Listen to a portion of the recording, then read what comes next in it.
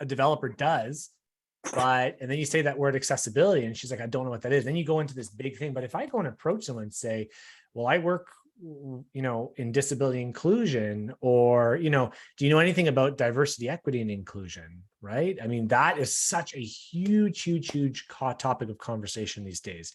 And I don't know in the crowd today, I'm not sure kind of where everyone works, what everyone does, maybe you work at a small freelance, kind of chop shop kind of thing where you just build WordPress sites, or maybe you're a junior dev at a big organization or something like that. I don't know who the big, Brian or Kelly, who are the big tech shops in Portland? I mean, who are they? New Relic would be one I would think Oh, of I know right New off Relic. of. Yeah, I've spoken with them before. That's cool. That's cool. Yeah. Yeah, Puppet is here. Trying to think who else counts as local. And yeah, I mean, and I mean, like, I don't know, like, again, where you're coming from, but this topic is just so important because I've been speaking on accessibility now for about 9 years. Started off at IBM and kind of worked my way out as the accessibility lead. So yeah, here right now, it's 9 o'clock at night right now. So this is really, a late night presentation, but it's so valuable and so important because really when you start to think about good coding practices, you just kind of bring accessibility into that as well. So just going to kick it off here. And I just want to start off with a quick emoji check. If you see a white screen, could everyone just open up their chat right now at the bottom of the screen normally and pop in your favorite emoji in there? Everyone's got a favorite emoji. Everyone's got a favorite emoji. Mine is the ta-da symbol. I'm just going to pop that in there. And okay, I got laughing faces. Is that Andrew, is that a porcupine? I haven't seen porcupine yet. Okay, good on you. Hey, Carla, you got the, oh shoot, you got the Space Invaders on there. I haven't seen that one either. That's a good one too. Great. You may hear me describe images on screen. I try to practice inclusive presentations as much as possible. What that means is I'll describe images on screen. I'll describe myself in just a moment. And this is just a good habit to get into. Of course, we're talking about forms today, but you may have heard of alt text, which is kind of what this is all about, describing images, describing what we see on screen. So my name is Beaudoin. Once again, I'm wearing a bluish shirt here. I'm a 30-something-year-old white male, and I've got a snazzy black accessibility cap on with the hashtag A11Y, which of course stands for accessibility. Anyways, there are 11 characters between the A and the Y on, and you may have seen this even in your own code, and that's what that stands for. So with no further ado, let's kind of get started here. I want to take you back to 1945, actually, before we start talking about the hard code. And I want to say that the US Air Force was facing a really, really big problem at the time. There were too many plane crashes. On screen, I've got an image of an airplane, which kind of looks worse for wear. It's in the middle of a field. It's got smoke coming out of it right now. And they didn't know why, because the US Air Force, they went and gathered data to build airplanes. They said, okay, we've got this book called On the Treatise of Man. And it's like got all this data, the averages of what the human body is, the human male body, right, at the time, of course. And we're going to build cockpits to kind of fit what the average male looks like, or the measurements are. And if you think about it, that's kind of how we build technology today, isn't it? The average person can hold a phone, and this is kind of how big it is and stuff like that. And there's plane crashes because the pilots couldn't control their aircrafts. So someone at the Wright-Patterson Air Force Base said, okay, let's retest all the servicemen at our base and say, and figure out the 10 metrics that we can actually measure people by. So they took arm length and chest size, leg length, and head size and stuff like this.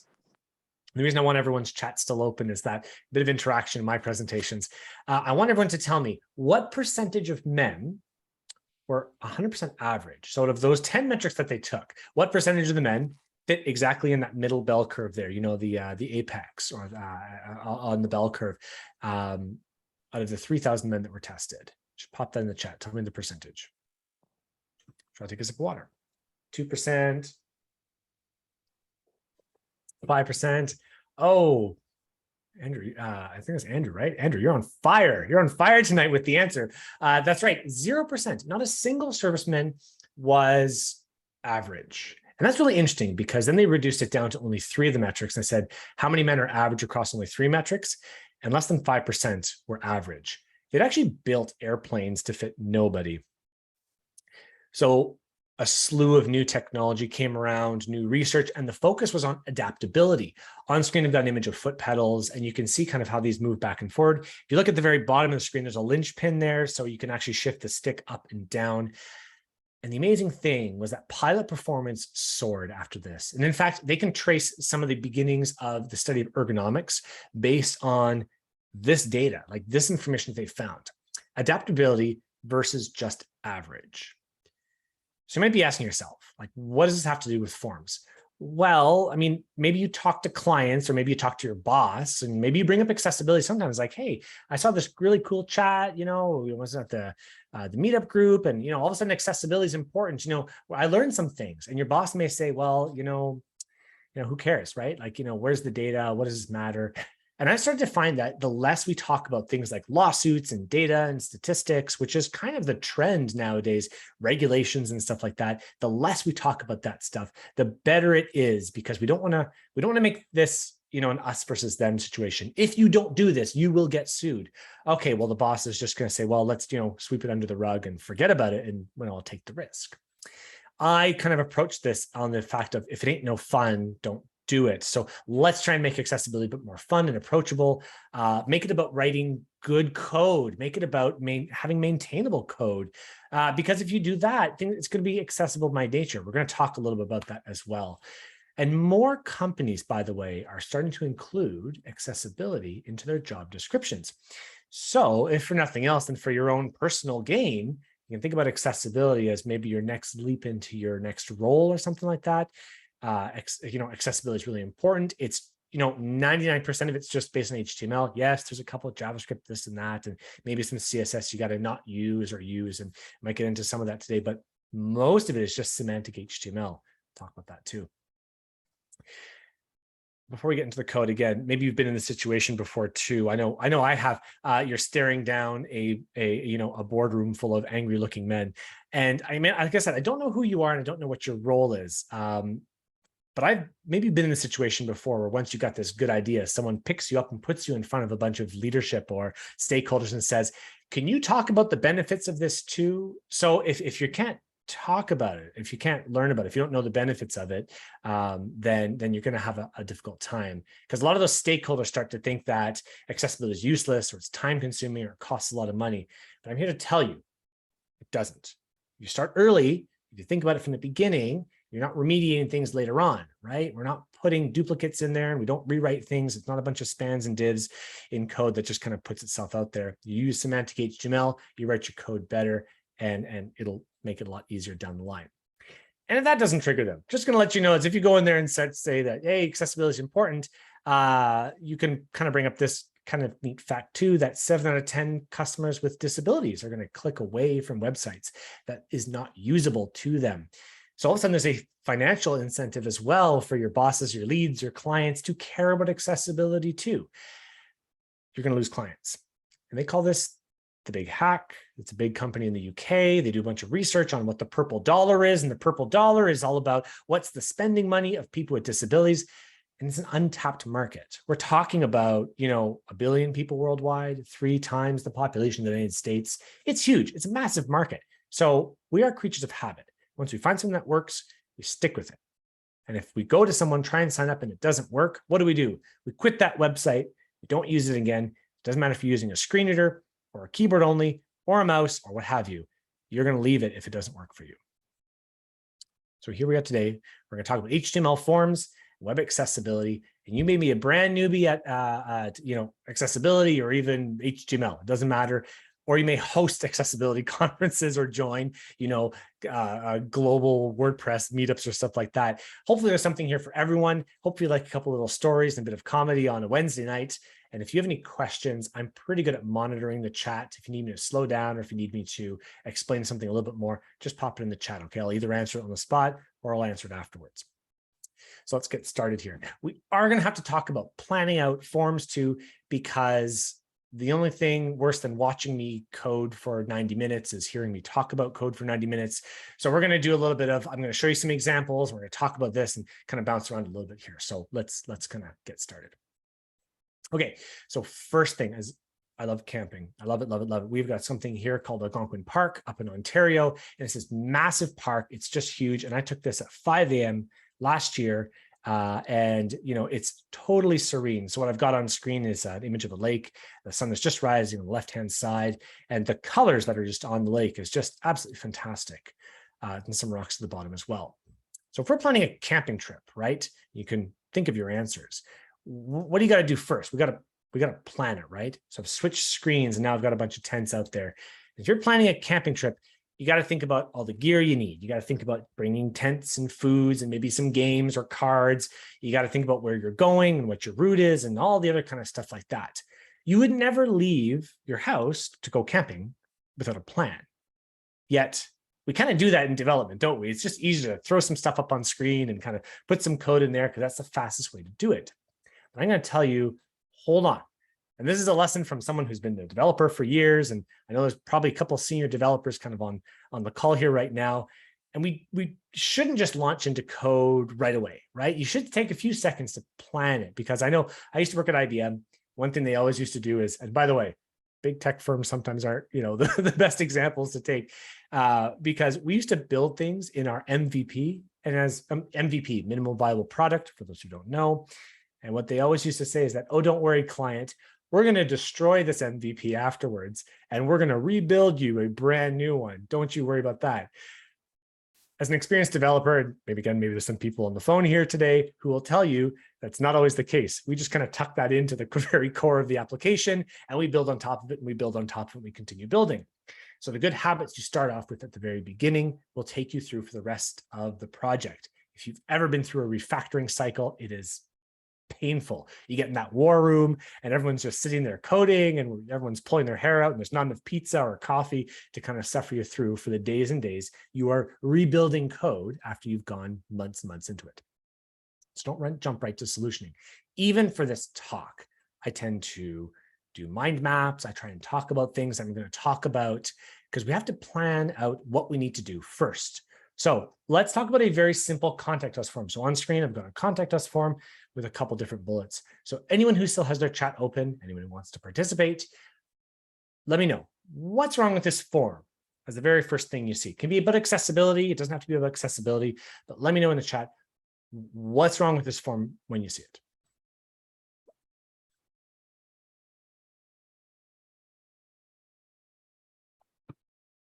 James answering it's all white. Kelly, you've mentioned low contrast. Andrew, you said placeholders, right, for important information. That's a pretty good one. And there's going to be something that I haven't heard anyone mention, kind of even in previous talks, this too, is that this form, yeah, Christiane, I see you said comments. Yeah, we should add a couple more rows to that, right? I'd say also for a contact us form, this is a pretty complex form, right? Like, why do we need all this information too? So let's simplify this even more. When I start to think about form simplification, right? When you think about any kind of form, bringing it to ease and reducing the friction anyone needs to complete it is going to be at the top of mind. I kind of build forms now for banks, and the less amount of fields that we have, it's amazing.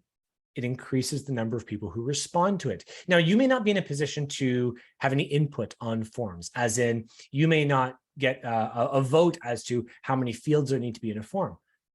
But maybe you do. Maybe you're just building your own website. Maybe you're building a WordPress form, something like that. The less number of fields that you have, the higher frequency you're going to get, the more responses you're going to get.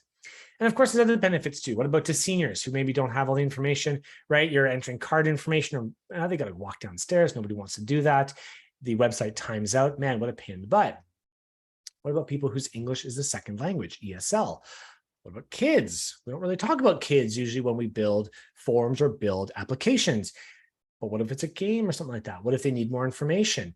And of course, we haven't even talked about people with disabilities, people with cognitive disabilities, or maybe someone who's partially blind, doesn't use a screen reader, needs to increase the size of their form or something like that. So cut content. Remember to cut. And I always start here. What can we do that doesn't require any coding first? How do we simplify this form to its most basic idea?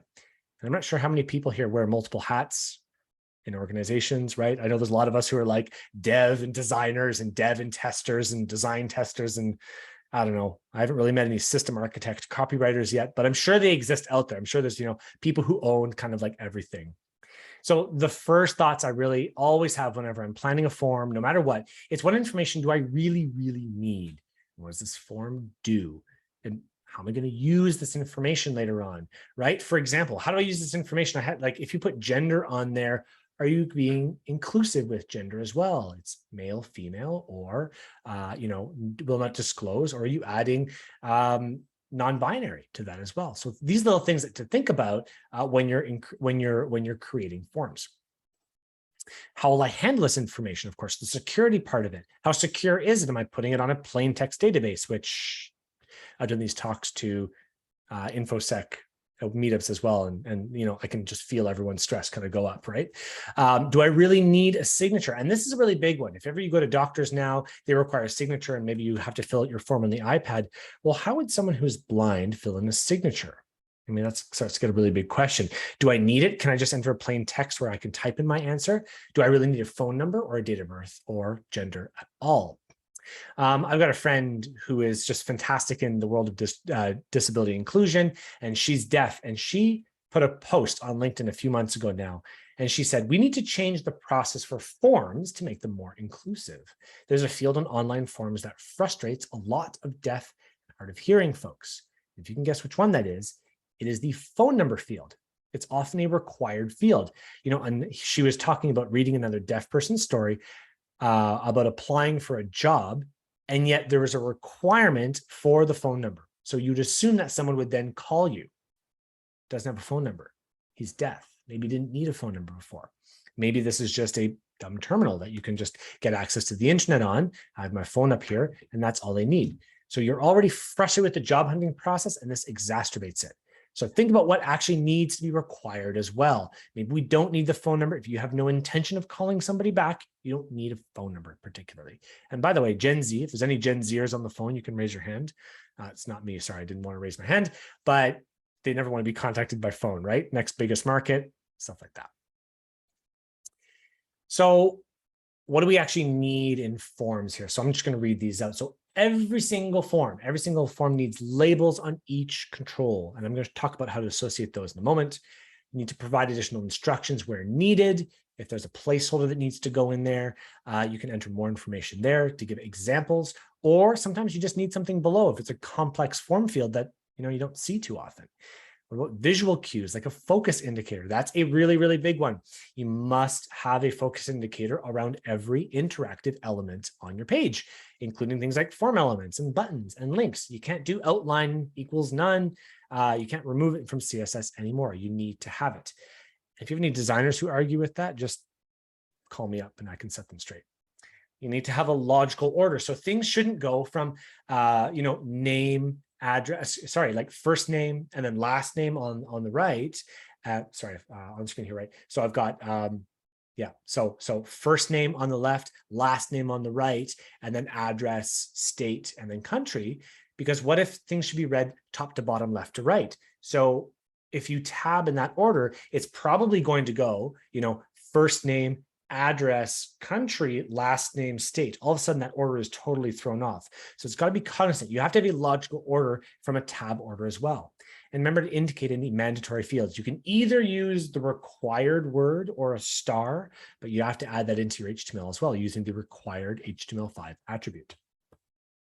Most forms, right? This may not apply to all the forms. You have to group related controls, your checkboxes and your radio inputs, as well as things like your bullets as well, your ordered or unordered bullets. Those all have to be kind of used as well.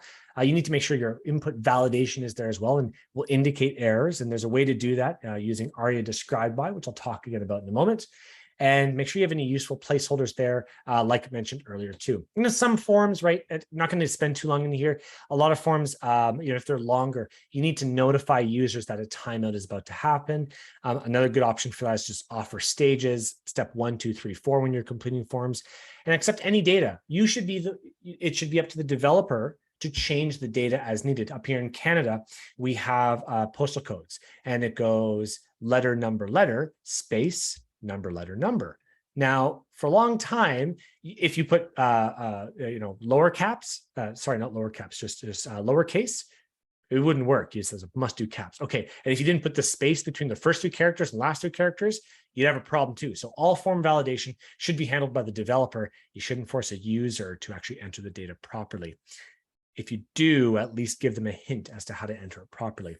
And indicate time to complete. This is, again, for really long forms, helps people with different cognitive disabilities, or people who have focus issues, or people who just have pain-related issues. There's a lot of people. In fact, the most common disability is pain-related. You know what? People have a hard time sitting for a long time, or carpal tunnel syndrome in their hands. So long forms, the more you can allow for that, for like a longer time, or indicating that, big helps. So how does this contact form look afterwards? I've got full name, right, as a label to that, which that was there before. I entered a placeholder that gave a hint. So enter your full name. How did you find us? I've got a drop down there, select your answer, that was already there. Comment, I didn't enlarge the field. Yeah, I know, Christian, because just for the visual aspect here, I wanted to make sure this is large enough to see. And then email, and I put an example of the email in there as well.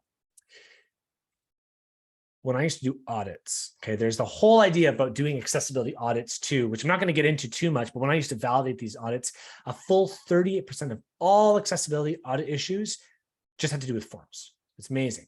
Missing labels, focus highlighting, error messages, form validation. I checked. I got 32,000 accessibility violations on these audits, and these came up as the top 4.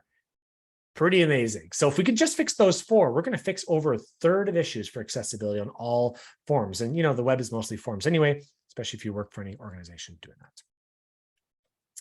Another example here. What about this form? What's wrong with this form? Andrew, you put that in a little bit earlier, talking about placeholders, right? Somebody has put, and this is for a large organization, this is very public, and maybe I can pull it up here as an example. Zoho, if anyone wants to know, their sign-up form actually has just placeholders instead of labels. And there's a problem with this. And it's not obvious right away. It's not the fact that it's too gray, which is a problem. No, sorry, like no, the contrast is enough. It's not a problem with focus outline. It's that once you place data into the field, this is what it looks like. If I didn't know and I was just doing data and putting information in, I've now replaced the only indication that I have for what data should go in this field. Yeah, sign up form, it's only 4 questions and stuff like that. Normally we can assume that people would know that company name, email, password, and phone number. But I use a password manager too. And what's interesting is that the password manager didn't help me out. It's also got like field validation, and you know how Google, you can enter form information automatically sometimes. It doesn't know what to do because these forms are not even labeled properly. So if you're currently working on an application where you've got no labels on your screen or on your form, you should go back and fix that. You should go back and just think about that a little bit more. So I'm going to pull up a live demo because I think we need some code here, or else what am I doing here? So I've got, can someone just give me a thumbs up if you see my my browser now? I don't remember if I shared my entire screen. Okay, thanks, Andrew, Kelly, Brian, awesome. So maybe this little company called Amazon, let's just see what they do. And I want to kind of pull out some of their inputs and just talk about a few of the elements here. I'm going to blow this up, and there we go. Okay, so this is like, again, an ideal form. I've got a label here, and it has the proper attributes too. Label 4, and the 4 attribute points towards the element that it's talking about. In this case, AP customer name. Here I've got AP customer name, bang on. So what'll happen is that somebody who is using assistive technology, and if we have time tonight, I'm going to do a screen reader demo. If you've never heard a screen reader before, it's going to blow your mind. It's, you know, just things that are read out on screen. I'll give a demo of this one too. What it does is it actually will read out the label first if I land on this input field. And again, Amazon's done a pretty good job here. So I can see a focus border outline around this, and also they've also got a placeholder there for first and last name. I don't see anything here around required fields visibly, but if I look in the actual code itself, I also don't see anything. By the way, they got this random tab index of 1 in there. That's just bad code. You don't need that. You don't need that at all. But if I were just to tab through all these elements here, that kind of all goes to the right one. And oh, look, now only after I try and submit the form does it give me the error message. Let's go to a different one. Oh, meetup.com. Maybe this is something we're all familiar with. Okay, if I was signing up for meetup.com, let's look at this one too to see what and analyze what they've got right and what they've got wrong. First off, if I just go to my first element here, input ARIA required true. Okay, input name is required. Perfect. You don't need to do this though. And I'm going to talk about why you don't need ARIA required. You can just use the native HTML5 required field. Talk about that in a moment.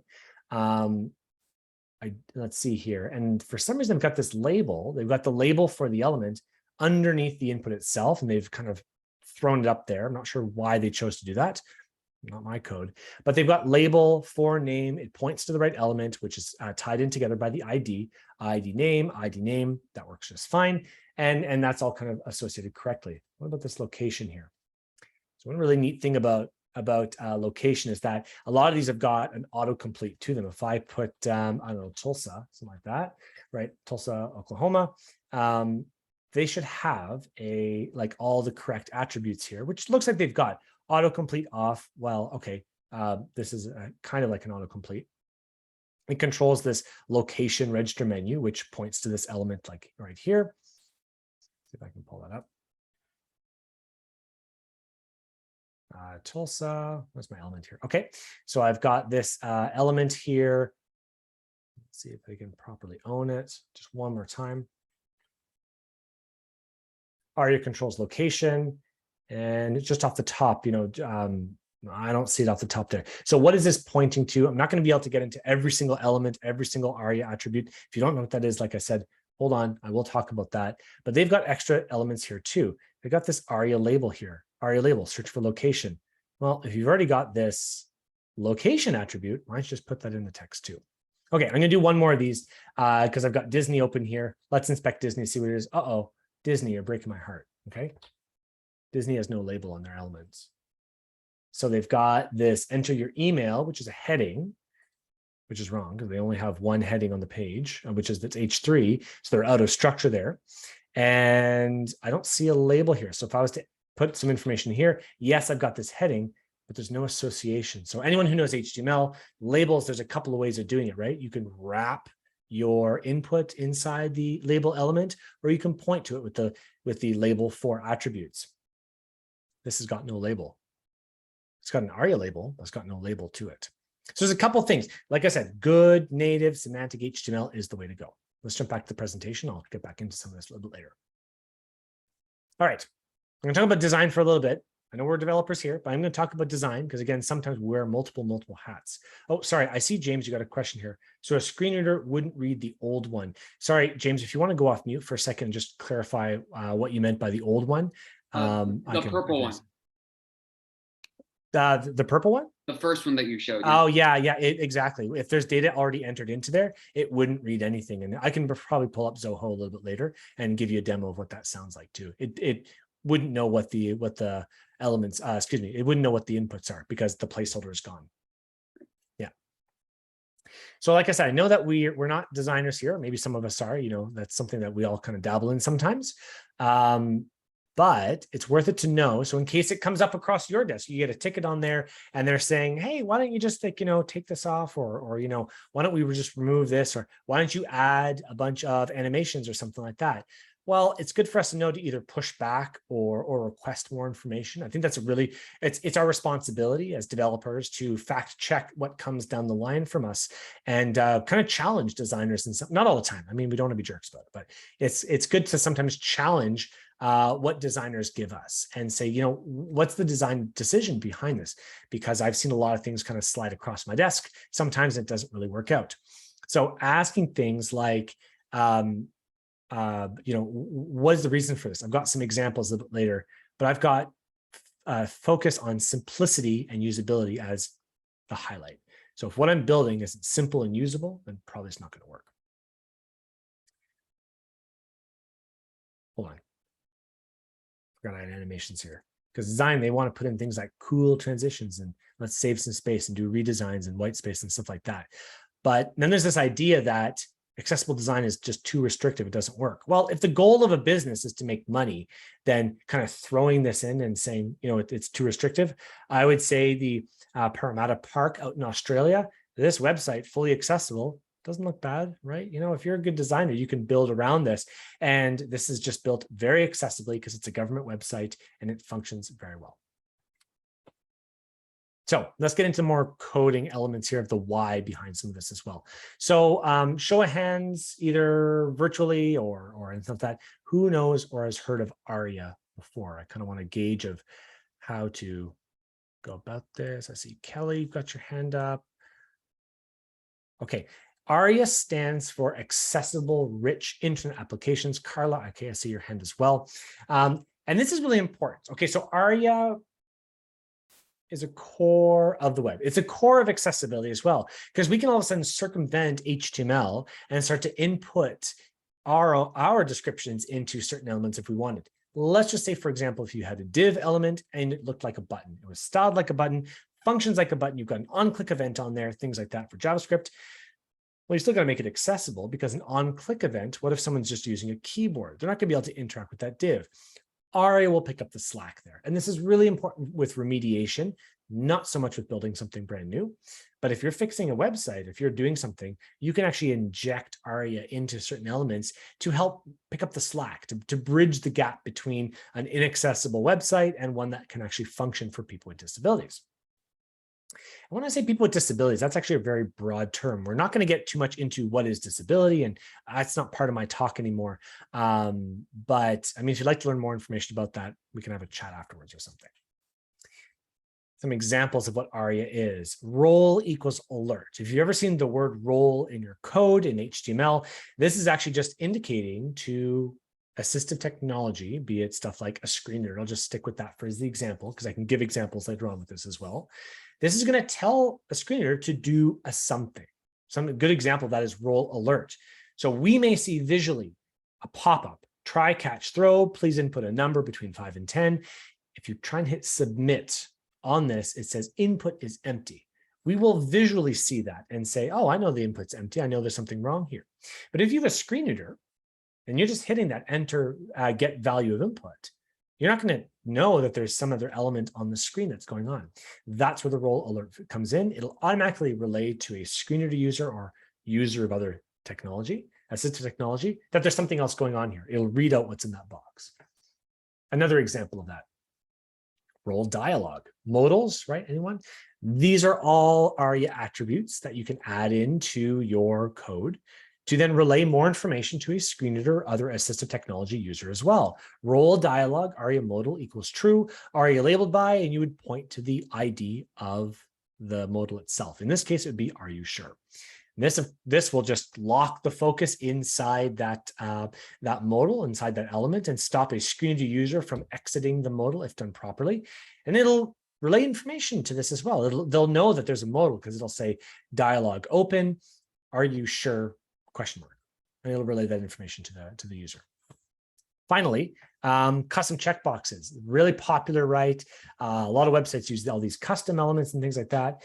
You can change the role of the element itself, call it a role checkbox, and you have to then inject some code as well. ARIA checked and handle that through JavaScript and add a tab index of 0. If you don't know what those last two are, ARIA checked and tab index, that's all good. Tab index just puts something in the tab flow, which I'll give a demo on in a moment. And you usually, like 99% of the time, want it at 0, which is why earlier when I talked about Amazon, I'm like, why do you even have tab index 1? But I digress. The big thing, though, is that no ARIA is better than bad ARIA. And I'll tell you why, because there's two principles with ARIA. Number one, a role is a promise. Like I said, role equals alert. It's telling a user that something is an alert. It's nothing else. Role equals checkbox. It's telling you that this is a checkbox, not a radio button, not a bullet, not a button. It's a checkbox. So if we code that incorrectly, if we start injecting ARIA into everything that we do, because, hey, this is a shortcut, we really got to be careful. And ARIA can both enhance or it can cloak. By that, I mean there's also other attributes like ARIA hidden, which can actually remove information from a screen reader user. A couple of years back when, during the dark ages of accessibility, when no one really knew about it, people were just saying, oh, why don't you just build a plain HTML website in the background? We can hide everything and let blind users go onto this other website. Well, there's some problems with that because those websites usually don't get updated at the same frequency as the actual proper websites. Also, you don't really want to be sending people to its own separate site. We're having a maintenance problem also. How would you feel about, don't go use this over here, go use that over there, because that's for you people, right? Not really well used. And also, not everyone who's blind uses screen readers. That's a big thing too. I'm sure we all know that not everyone who's blind means you can't see. There could be people with just low vision or tunnel vision or things like that. Doesn't mean you use a screen reader. And how dare you not allow me to use the website that I want to get access to? So for example, this is a submit button, and I've got div role equals button. Then I've got an ARIA label on there that just says button, and ARIA disabled equals true. Now, any clever developers here are going to realize there's something wrong with this. Does anyone know, just off the top, does anyone know what's wrong with this code? What could possibly happen with this?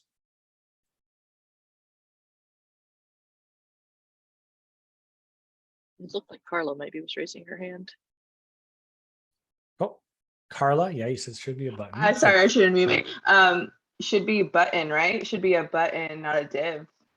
Yeah, exactly. If you change it to semantically just a button, that would work absolutely. But in terms of ARIA, we've got something here that says ARIA label equals button. Well, hold on a second. ARIA label replaces that label, which said first name, last name. It completely replaces that. So now I've got a problem with maintenance. I've got ARIA label button, so a screen reader user will only hear the word button when they land on this submit element. And no one would see that visually. So no QA would ever know that unless they open up a screen reader. No, developer would ever know this if they don't know what ARIA is. So there's a big problem here. So that's what it means when something can cloak or enhance. So Carla, you're absolutely right. If we just put this as a button equal button submit, you wouldn't have to recode any of this. Like this would just be done properly. But sometimes, especially old applications, I'm talking like Dojo and stuff like that. Sometimes that was the only way to get things done properly. And so it depends on the maintenance that we need to do. So try and avoid ARIA whenever you can. Just use semantic HTML, right? And bang on, Carla, right there's the example. ARIA might not even be needed because button disabled submit. It's a disabled button, communicates to everybody. Usually you have different styles on disabled button, semantic by nature, communicates everything, and it just works compared to the previous one we just pulled out here. So WCAG. Some people may know what this is, you may not know what it is. It stands for the Web Content Accessibility Guidelines. It's a big term that everyone's throwing around these days saying, is it part of the WCAG level AA, 2.1, things like that. All these are the accessibility guidelines. I don't use WCAG very much anymore. I try not to point towards it very much. Just refer back to that good code. There's a list of 50 success criteria that you need to go through. It's not a checklist. It's more like a Bible. It's like your driver's handbook. That's what I like to compare it to. And I don't remember the last time anyone said, hey, can you turn right on a double right turn? Can you go through a red on right, depending where you're from? And I don't know anyone who went to go find, the driver's handbook and was like, let me go look that up. You kind of just say, well, is it safe? I'm going to go and, I don't know. So the WCAG are the guidelines that we use to build websites or technology accessibly. And the latest version is WCAG 2.1, and it has a lot of good guidelines there. I'm not going to go do a deep dive, but I'm going to talk about the errors that pertain to web development on here. But I want to say one thing. A lot of people start treating this as the law. It's not the law. They are guidelines, and it's totally up for interpretation. So it can get quite hairy. If you want more information on this, I'm more than happy to have a conversation around that. But the most common accessibility errors that pertain to the WCAG, automated, because there's tools that'll automate some of this testing as well, which I'll show you as well in a moment.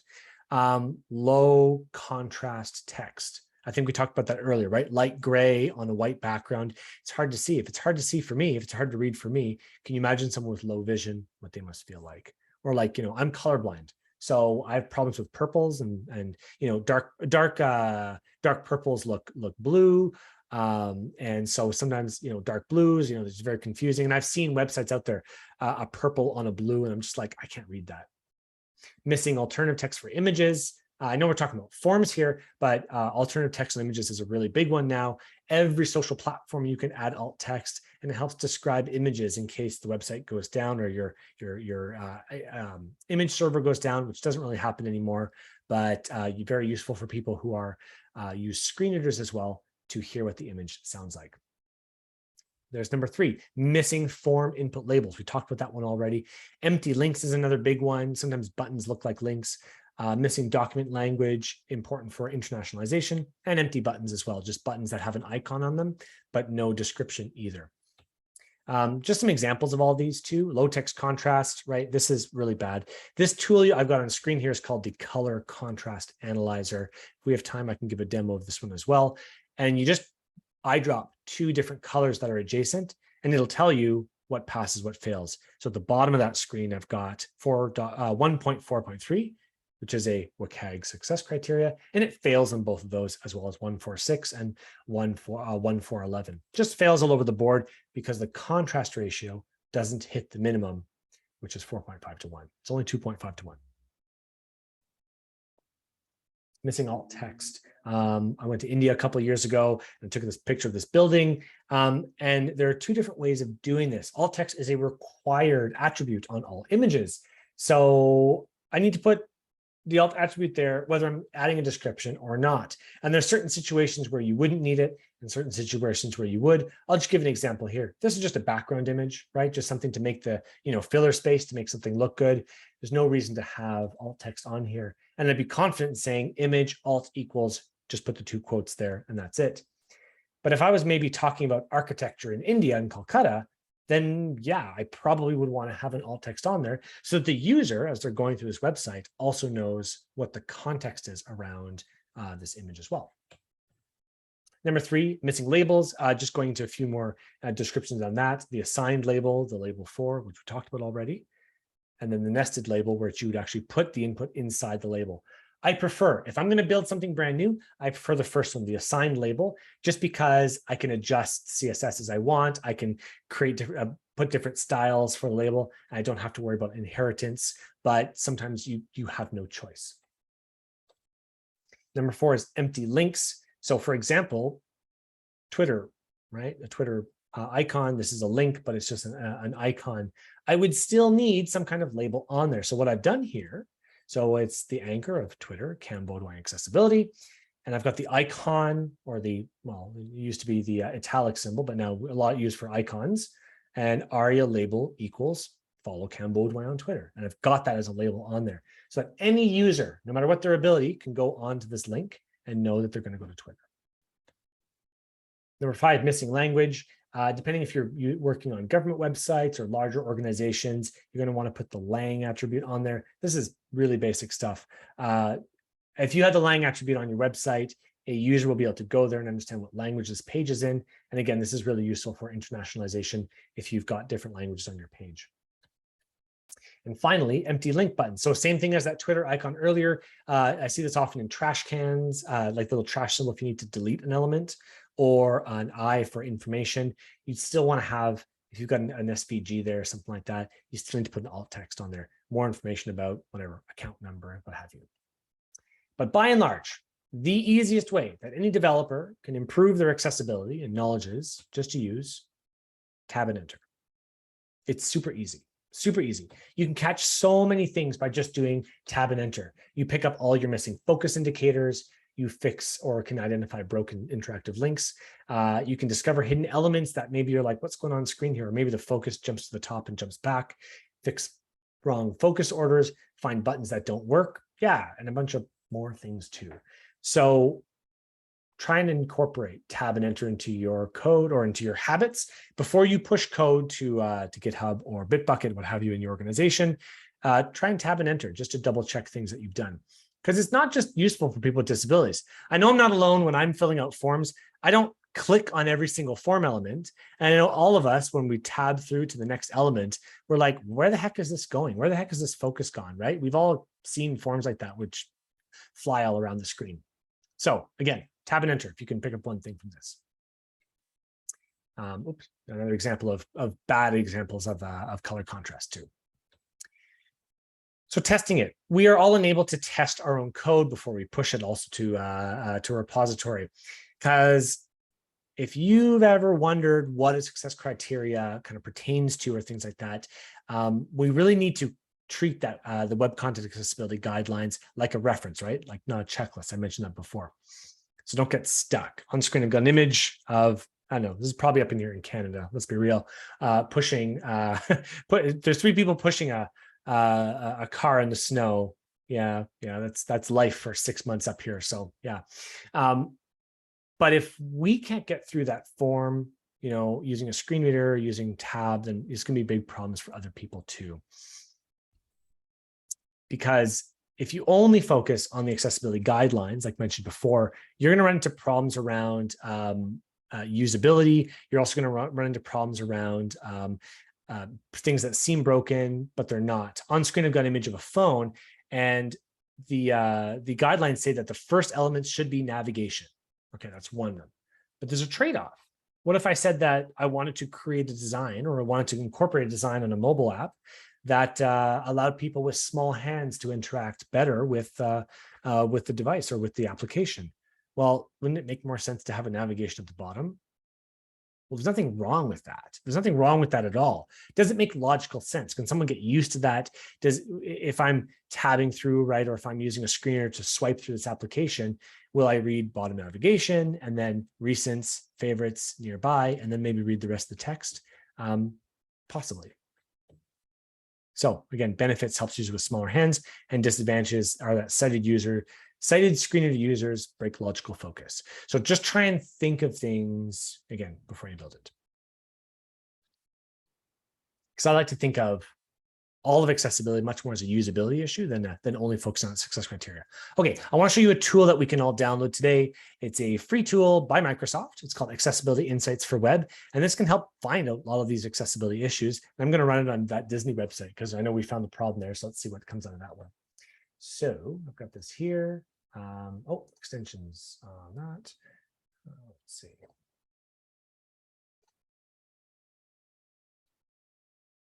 Pull that one up.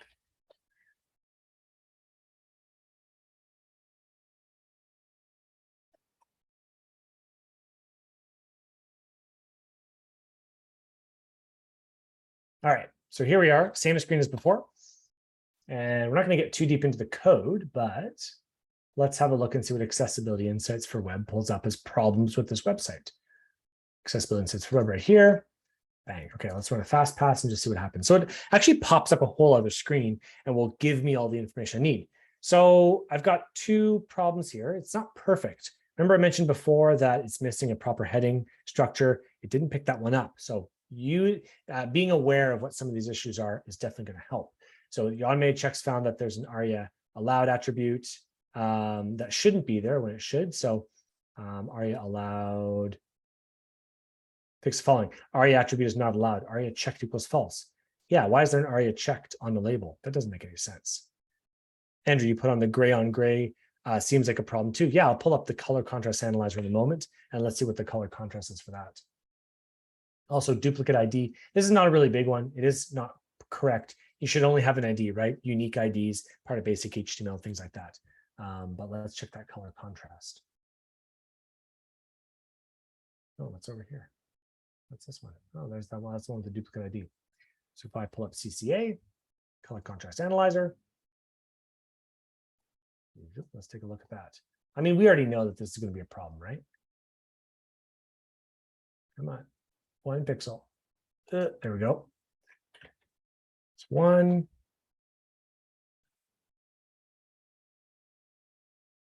And what happened right away?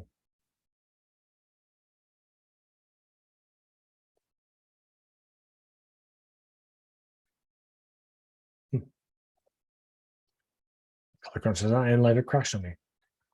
CCA. Background. I don't know where it went. Keeps flashing for a second. Okay, we can do this a different way. So if I was to go here and actually look at the gray background for this on the input, just pull this up here. And I can see background colors, this super dark gray, and I can pull out the X value out of that, and I can color contrast analyze it elsewhere.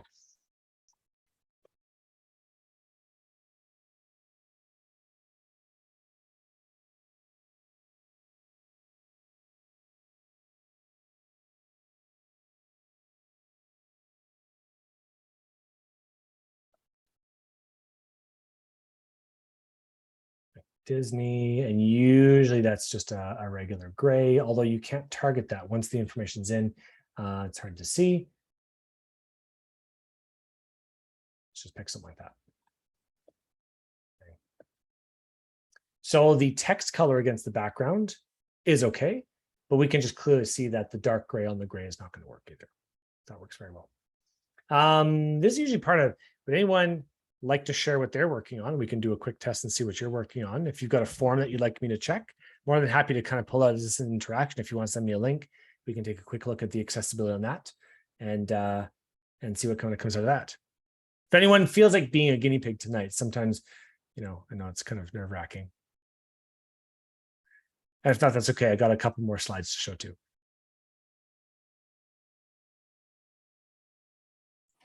I think everyone's just being quiet right now for you, Kim. All right. Well, I know if anyone likes Nintendo here. They can pull up Nintendo. Let's take a look at that one. Nintendo, don't break my heart, okay? Nintendo, you're going to be a great website. I know it. Okay, let's run the accessibility checker one more time on here. Accessibility, run fast pass on this. No, see? Automated checks. It says there's 0 failed. We've got a couple different tools that we can use too. And by the way, Chrome already has a lot of really snazzy tools in it. It's got something called the accessibility tree, which you can look at. So if I actually click on an element, it'll tell me all the accessibility attributes already on there. So I know that the name, the label, nickname, is properly associated just by using the Chrome DevTools too. So you find that in the chevrons over here, and it'll come up, it depends on how you've got it. Organize, of course, bang, do that. And I've got accessibility over here. And the accessibility tree is right there. So you can visually look at it as well. Okay.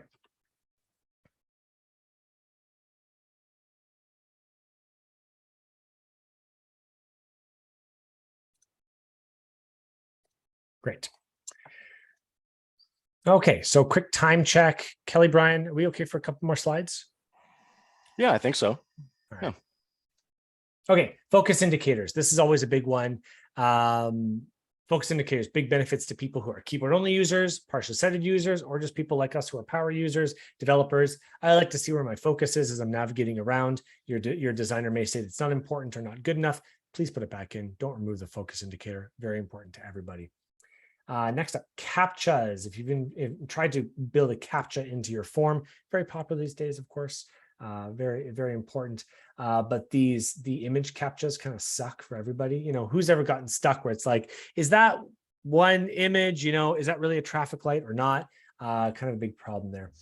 So use the reCAPTCHA whenever you can. Google's got a really great path if you're using the old CAPTCHAs to the reCAPTCHA, easy to integrate as well. Don't use puzzle CAPTCHAs. These suck. They're really hard to make accessible anyways, because only sighted users are able to actually solve these properly without, a lot of extra coding as well.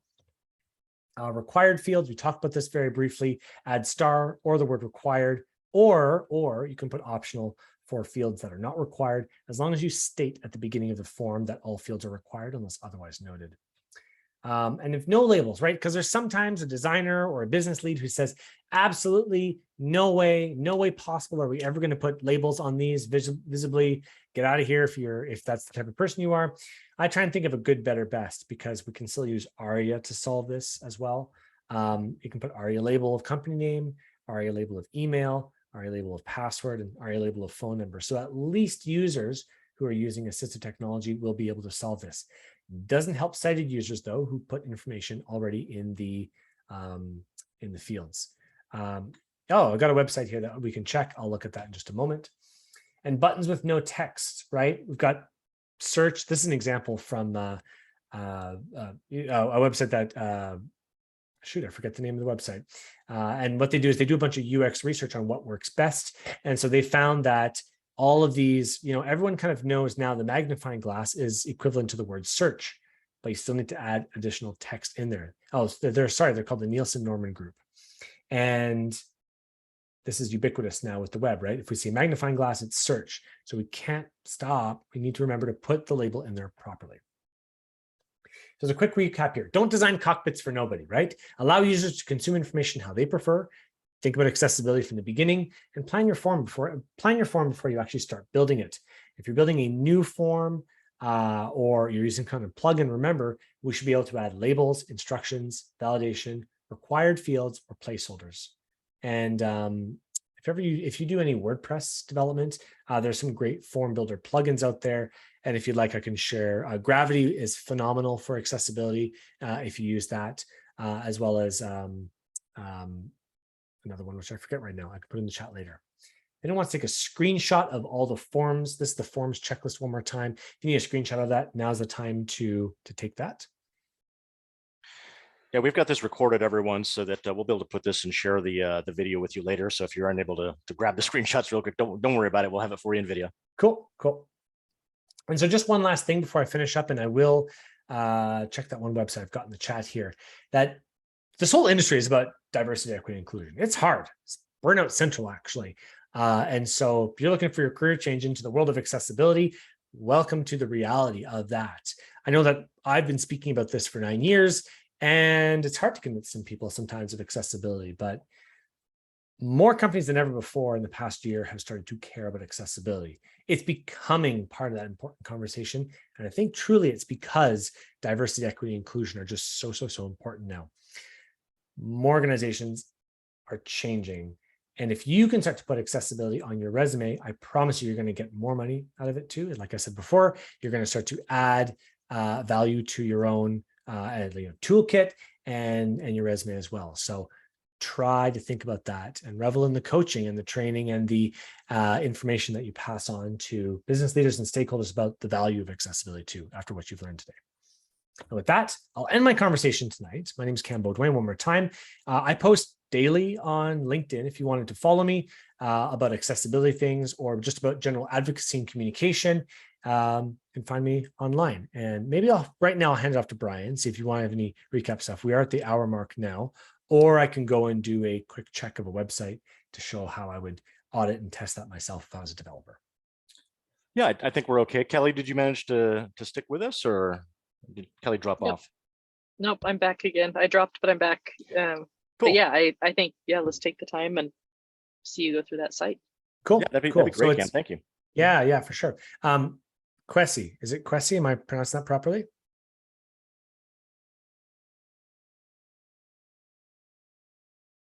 Okay, perfect. Thank you. All right, so let's load this up.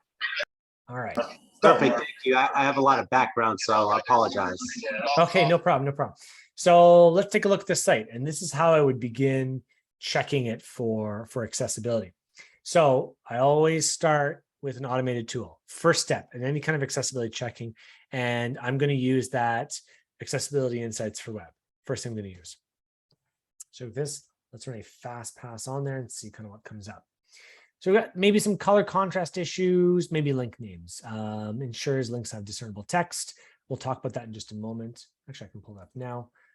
So what's the problem with this one, the highlights?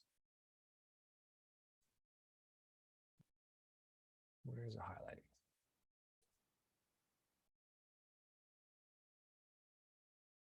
So it's pulling me to the bottom. I can kind of look at that in the code too. Let's highlight that one.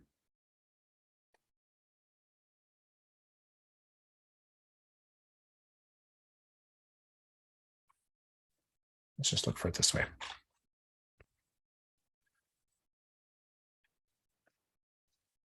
Aha, it's on your Twitter icons down here. So my Twitter icons right now don't have any discernible text on them. So a user would have no idea what this element actually does. Let me just close this one a little bit. So you've got an image of a white Twitter icon on there, but nothing in the actual anchor. So it's not going to pull in the alt text. It's not going to pull in the alt text because it's nested. So you've got anchor and then Wix image, and then below that also your alt text. So if you can add an ARIA label to your anchor, just to say Twitter, something like that, you're going to have a lot more success with that. So it's going to pass that if you do that. Same thing with your Instagram. I'm assuming here you've got. Click on that one. Here, element does not have accessible text. Right. Let's pull up This one. So again, same kind of thing. You got white Instagram icon. It's nested underneath this Wix image, which is, one of the Wix native elements. You got an anchor with no text on here. So like, again, if you can add ARIA label to this, that's going to fix this issue here because I don't think Wix is going to allow you to do this because it's got Zoom text in there too. What else? What do we have there? Also in that list. So tab stops is a really, really neat one. I like using this a lot because this is actually going to visually show me what my tab order is. So first tab is going to be over here. And I'm just going to go with this here. And it's going to show me that. Okay. What this tells me right away is this went from, I saw 2 tab stops there. So, 2 tab stops there. So we've got 2 tab stops on one element. So someone's going to hear, keep moving forward. Can I interrupt you for a minute? How did you get it to show up the tab stop order that you're doing there? Let me show you again. So that's a function of, where'd it go? Accessibility insights for web. So it's got one here. It's got ad hoc tools, and I've got tab stops right there.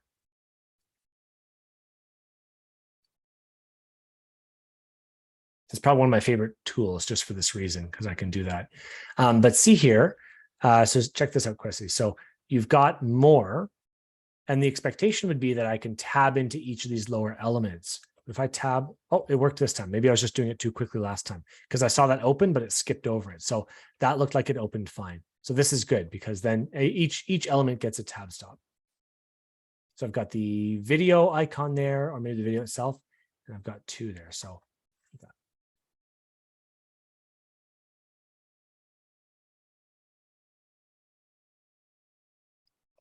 that actually looks pretty good. And like I said, by just using tab and enter, I'm going to be able to check things. So we've got something, we've got the, and then I've got the and guiding light as 2 separate elements here. So a screen reader user, actually, let me try and demo a screen reader right now. NVDA. Just going to change my share for a moment. Share. Meeting controls window. Okay, so did everyone just hear that a moment ago? Meeting controls window. All right. So this is what a screen reader sounds like. Up on screen, I've also got the speech viewer, which is really useful if I needed to demonstrate this to somebody, or usually QA will take a screenshot of this and put it into a ticket, something like that. But if I just need to demo this, this is how this is going to sound like. So screen reader user will start here at the address bar. Home aha Alvin Google Chrome Cam. And by the way, NVDA is the screen reader of choice these days. It is a free open source screen reader. I try to use it as much as I can. It reminds me of what it's like to experience the web using only my ears and the keyboard. This site was designed.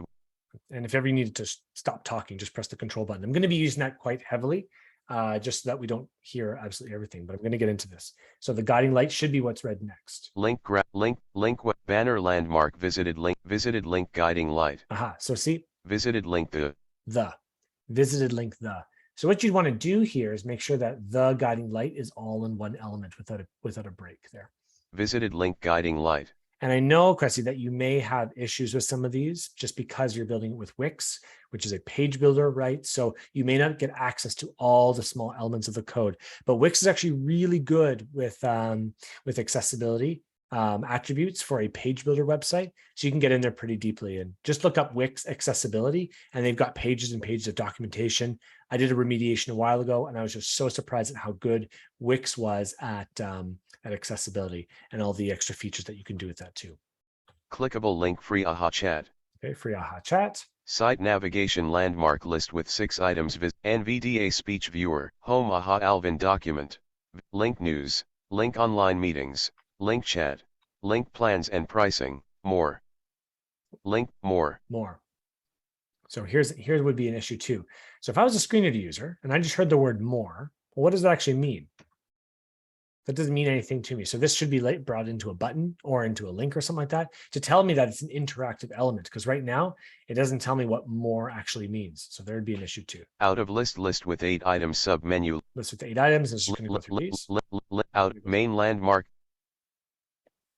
So I could go through this entire website and show kind of like a larger test and stuff like that, but that sometimes gets tedious. So be able to take a NVDA pause speech there. view. And if anyone has any questions, I'm more than happy to answer them right now.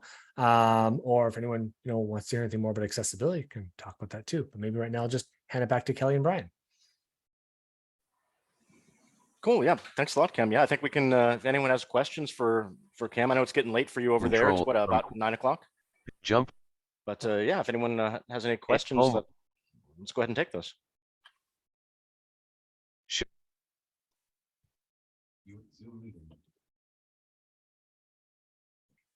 Well, I'll talk just for a second while we wait for other people to think of questions, but this has been extremely helpful and actually quite timely for me.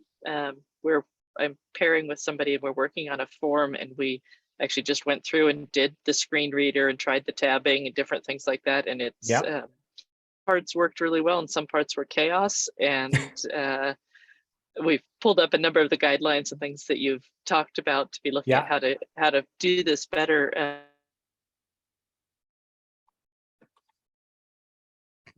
Oh, we lost Kelly. I think so. Yeah. Oh, well. That always at the most awkward moments, isn't it? Yeah, it does. Oh, and then she's gone. All right. Yeah. The short was, it's great. Thank you. Oh, there you are. There. She's back. She's back. I'm going to put in the chat here. So I use accessibility insights for web, and that included like the tab stop ad hoc tool there. I also use Axe. Axe Dev Tools is another tool that you can use. These are all just Chrome plugins. As a Windows or Mac installation, I'm putting all these in the chat, by the way. You can use CCA, which stands for color, the British Canadian spelling of color, contrast analyzer. And what else I give a demo on? NVDA, which is the screen reader. And by the way, if you're using Chromevox, by the way, which is the free Chrome screen reader tool, you should uninstall it and remove it. It's not used at all by people who have vision impairments. It's just not used. It's only used kind of by developers as a ad hoc, let's just test this kind of thing. But you really want to kind of learn, if you want to learn a new tool, go learn how to use NVDA. There's lots of videos on YouTube about how to use it, and it really is the preferred method to kind of test accessibility too. It's just one last thing. I'm just going to pop in my LinkedIn profile if anyone reaches out. More than happy to have a conversation as well about accessibility or anything you may have heard of today or anything about accessibility at all. Cool. Cam, thank you so much. I really appreciate you taking time out to meet with us. And I've learned dozens of new things tonight. Thank you so much. Absolutely. Yeah. Thanks for having me. Yeah, agreed. Thank you very much. And I will make sure this recording is up by the weekend. Thanks for staying up late for us. No problem. It's bedtime. Cool. No, it's time to go play Skyrim. That's how I'm going to play. I know I'm late to the game. Okay, listen, guys. Okay, listen. I got a PS4 like 6 months ago, and I'm like, wow, Skyrim's awesome. And my friend's like, yeah, 2012 called. They want their games back. And I'm like, yeah, but I didn't have this there. Nice. Actually, I saw somebody asked where can I find a recording of this. I will post a link right now to our Junior Dev Slack channel. And let's see. I will make sure that this is uploaded there. So there you go. There's an invite to our Slack channel. Anybody who's looking for the video later should be able to find it there within a few days. Cool. Thanks, Kelly. Great. Yeah. Thank you everyone for joining us, and we'll see you in a month for our in-person happy hour, and then I don't remember what the one is after that for, let's see, sorry. The next one after this is Beyond the Whiteboard. It's our next one. So we'll give more details about that as it gets closer. So have a good night, everybody. All right. Good night. Stay cool up Bye, there, everyone. Thanks. See ya. Bye.